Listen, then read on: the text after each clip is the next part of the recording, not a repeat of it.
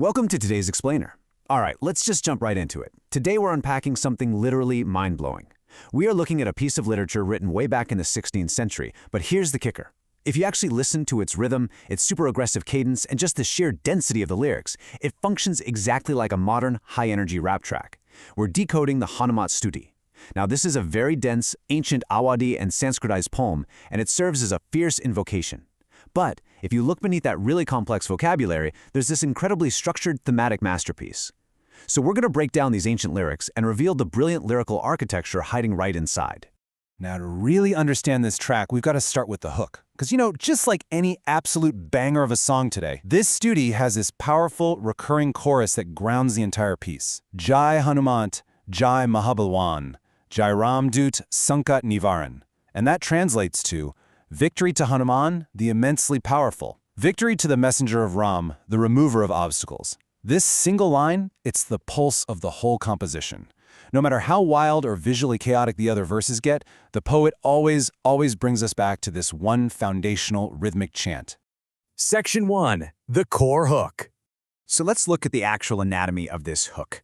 Why did the artist choose these specific words to repeat? Well, what's absolutely crucial is that phrase right at the end, Sankat Nivaran, the ultimate destroyer of troubles and obstacles. And see, this isn't just a title, it's a function. The whole stuti is essentially a petition, right? It's a plea for help. By repeating Sankat Nivaran over and over, the listener is actively grounding themselves in Hanuman's main attribute. It's like the poet is saying, hey, I'm about to describe some unimaginable cosmic power here, but I need you to remember that this power is specifically designed to remove your distress.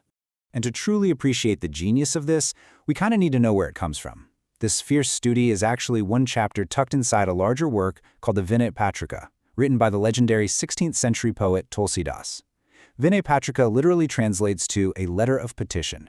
So just imagine Tulsidas drafting this epic legal appeal to the divine court, and this specific stuti, that's his opening argument. It's him laying out the unbeatable credentials of his ultimate protector. We're literally cracking the code of Tulsidas's ancient vocabulary today just to see exactly how he builds that case. Section 2. The dual nature. Now, Tulsidas doesn't just jump straight into the battles. He actually starts with an origin story of totally contrasting elements. Just look at the imagery he uses right out of the gate. He writes, Balkapi Keli Kotuk Graskarta Ravi. Basically, he's uncovering the hidden lore of Hanuman's childhood. The story goes that as a baby, out of just sheer playful curiosity, Hanuman leaps up and literally swallows the sun, the Ravi, temporarily plunging the entire universe into total darkness. I mean, just think about the scale of that for a second. The poet is brilliantly showing us that even in innocent childhood play, Hanuman possesses this unimaginable, world-altering cosmic power. And this perfectly sets up the core duality of the character, which Tulsidas actually explicitly lays out for us. Think of it like a record with a side A and a side B. On side A, the lyrics call him Vimal Gun Buddhi Wari Vedata, meaning the provider of pure intellect, wisdom, and peace. The ultimate scholar and devoted disciple.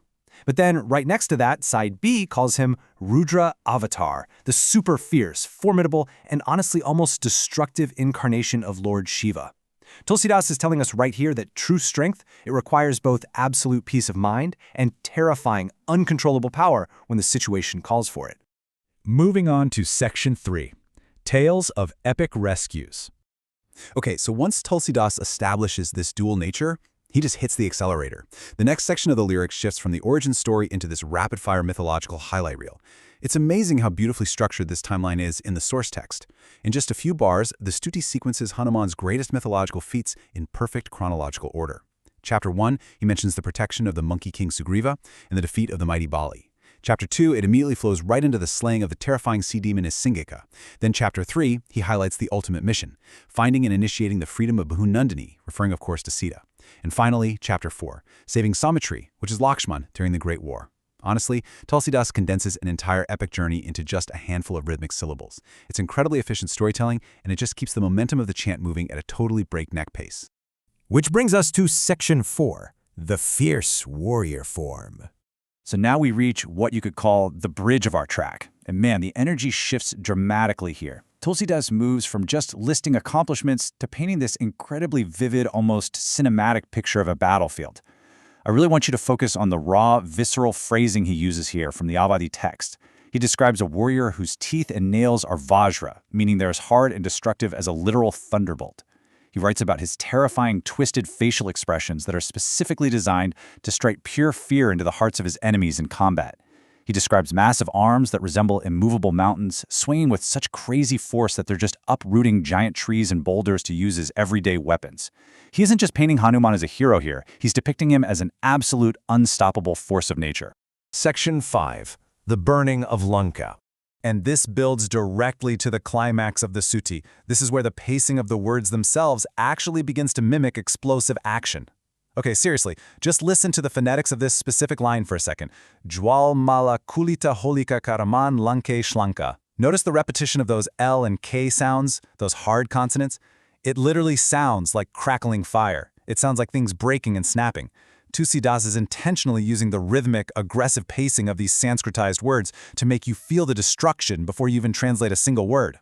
But then, when we actually do translate it, the imagery is just staggering. The text says Jwalamala, which means a garland of flames. Tulsidas is explicitly comparing the burning of King Ravana's massive golden city of Lanka to the explosive, towering fires of the Holika festival. He's serving as a translator of cosmic events here, basically turning a mythological battle into an intense inferno that the reader can vividly see in their mind's eye. It's a full-blown epic action sequence hidden right behind this heavy rhythmic poetry. And the verses immediately following this, they describe the total, absolute decimation of the 10-headed demon Ravana's forces. The text talks about completely crushing the armies of these incredibly formidable foes, like Meghnad. It's all about crashing through the chaos of battle, turning these powerful warriors into literal dust.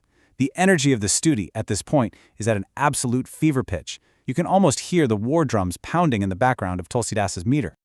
But let's take a pause here. Let's just slow down the pace for a second and pivot our narrative arc. When you look at all this intense, violent imagery, we really have to ask a crucial question. Why in the world did Tulsidas write this fierce, aggressive stuti? Remember, this is a man who is widely known for writing beautiful poetry about love, devotion, and supreme peace. So why compose something that reads like an ancient battle rap completely filled with fire and destruction? Section 6. The artist's outro. To find the answer to that question, we actually have to look at the very end of the poem, specifically focusing on the poet's closing signature. Because Tulsidas completely changes the emotional tone of the song in his final bars.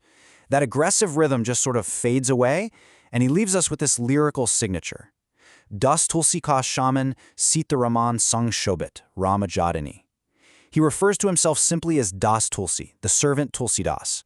All those pounding, aggressive consonants are gone, and they're completely replaced by these soft, flowing syllables.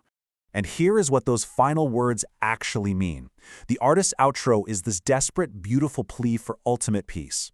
After invoking all that fire, all that strength, and all that intense warrior energy, what does Tulsidas actually want? He visualizes Lord Ram and Sita beautifully and peacefully seated in their royal capital.